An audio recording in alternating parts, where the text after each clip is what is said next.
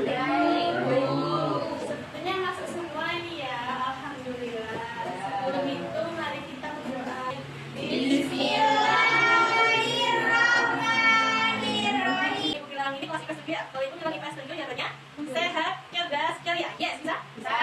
Oke, IPS dulu. Sehat, cerdas, ceria. Yes. Makasih. Ada yang tahu nggak kemarin pelajaran kita tentang apa?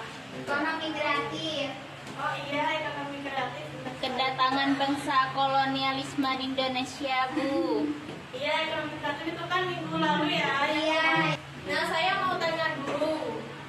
Di sini ada yang tahu jalur pantura nggak? Tahu. Surabaya. Yakin.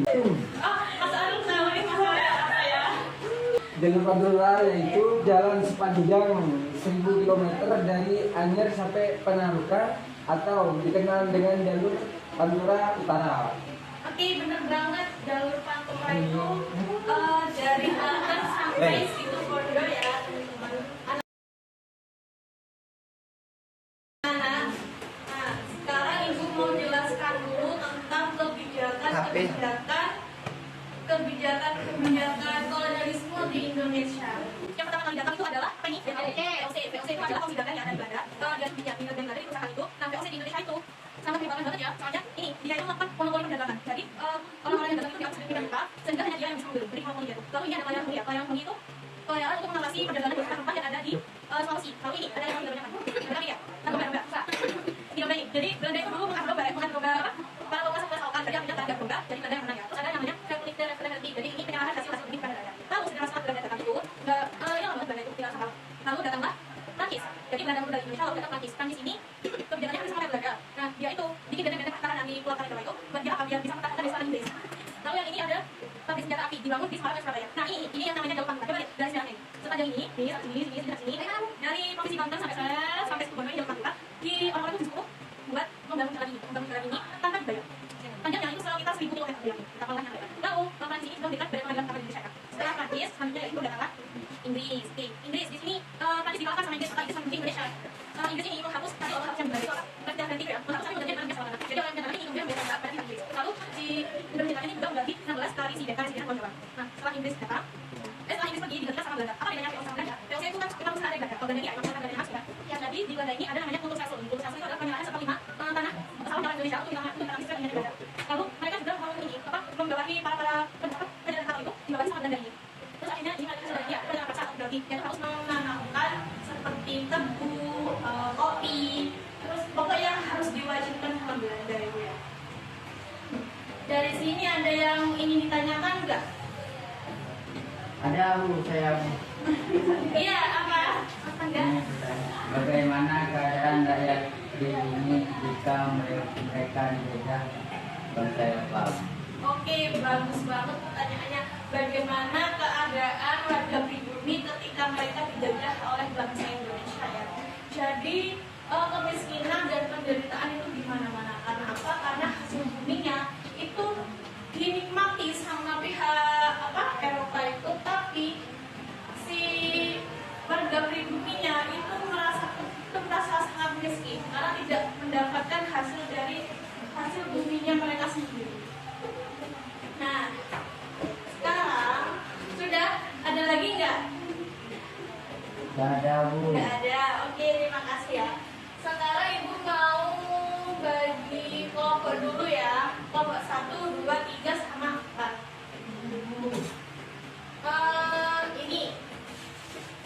Ini lembar diskusinya ya. Ini 1, 2, 3 dan 4.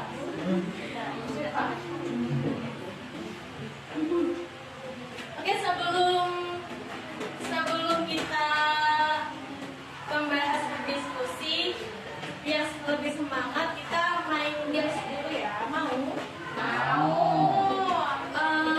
Angga, temennya yang di luar disuruh kesini dong main games. Gamesnya itu namanya tebak tenak. Jadi nanti berpasang-pasangan ya. Dapat pen. Bukan. Nanti itu berpasang-pasangan ya, dua-dua. Berpasangan. Nggak mau. Ya udah nggak apa-apa, seadanya aja ya. Oke, boleh pasang-pasangan dua-dua.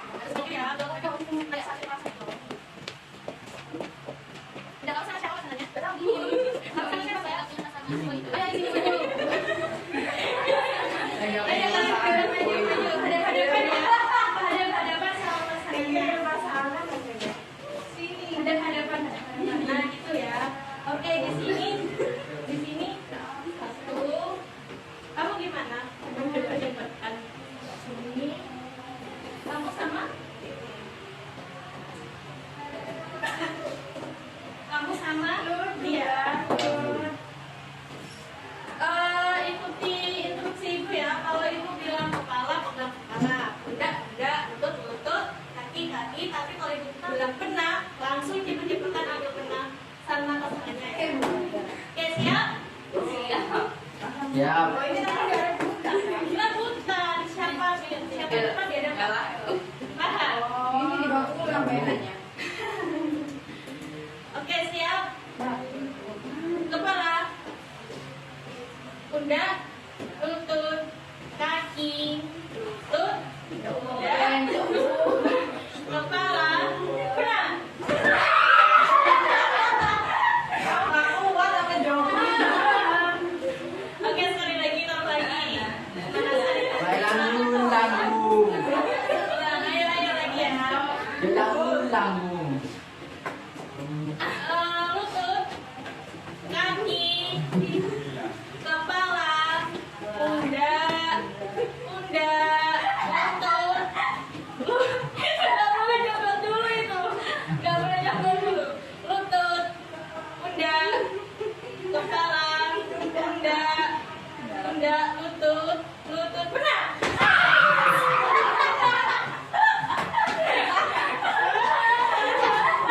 Sudah ya, itu benar. Jadi, terima kasih.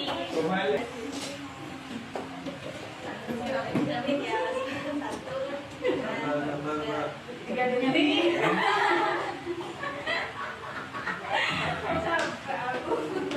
ayo perwakilan kelompok maju satu. Saya Bu. Iya, nggak apa. Nanti ini ya mencocokkan gubernur jenderalnya terus dimasukkan ke ini daerah mana gitu ya? Paham nggak? Ayo maju. Iya boleh. Saya ke bagian Prancis, Bu. Mati kamu. Prancis. Ya. Ayo coba dicari yang Prancis yang mana? Mana ya?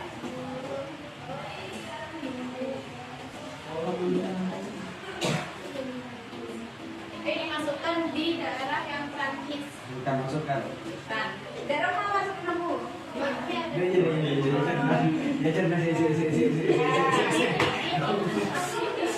ayo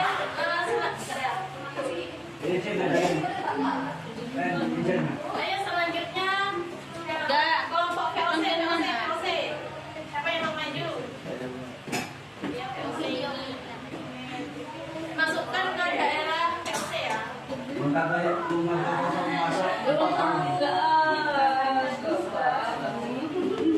Nah, ayo dipresentasikan. Coba didengarkan datanya presentasi.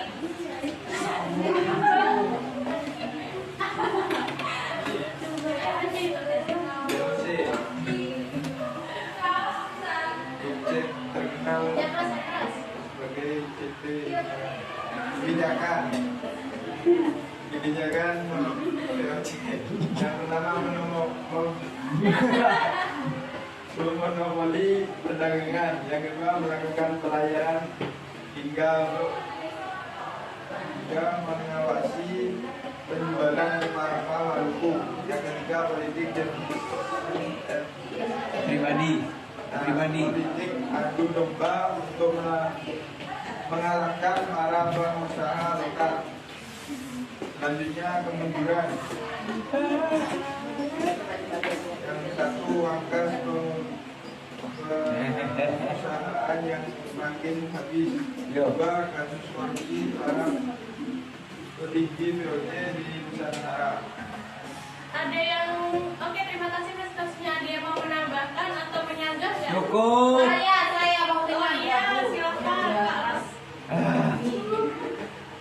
Yang keras ya. Ya, menurut saya itu kurang tepat. Kita hanya menyebutkan alasan tersebut karena di negara Belanda telah ditaklukkan oleh Napoleon Bonaparte dari Prancis. Ya, VOC harus mundur dan Nusantara jatuh ke tangan Prancis. Begitu. Sudah. Ya. Terima kasih. Tepuk tangan